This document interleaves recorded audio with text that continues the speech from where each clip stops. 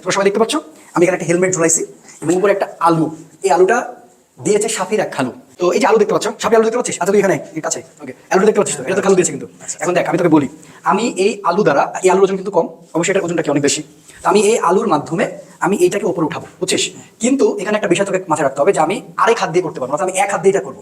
অর্থাৎ তুই যদি মনে করিস ভাই এইভাবে আমি উপরে দিব, তাহলে তো উঠে গেল, এইটা করা যাবে না। এখন দেখ আমি যদি মনে করি এটা ধর এইভাবে ঝাঁকুনি মারবো এক হাত দিয়ে, এই ধর মারলাম, ওইটা কি স্থির থাকতেছে? আবার পড়ে যাচ্ছে না? কন্ডিশনটা কিন্তু এরকম না, আমাকে এমন ভাবে তোকে দেখাইতে হবে যেখানে এটা একটা জায়গায় নির্দিষ্ট ভাবে থাকতে পারে। তো আমি কি এক হাত দিয়ে উঠাতে পারবো তো মনে হয় সম্পূর্ণটা?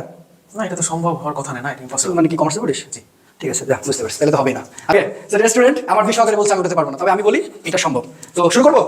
ওকে রেডি, দেখো এই তো চলে আসলো। এটা কি উপরে উঠছে? এই তো তালি দে। তার মানে এই যে দেখো এটা একটা নির্দিষ্ট জায়গা থেকে কিন্তু আমি রাখছি, এখন এখন দেখ স্থির আছে, খেয়াল করছো? এটা কারণটা হচ্ছে কেন্দ্রমুখী বল। ওকে ফিজিক্সের কেন্দ্রমুখী বল। তো কেন্দ্রমুখী বলের ব্যাপার পুরোপুরি আমার ভিডিওতে ডিটেল দেওয়া থাকবে, সবাই দেখে নিবা।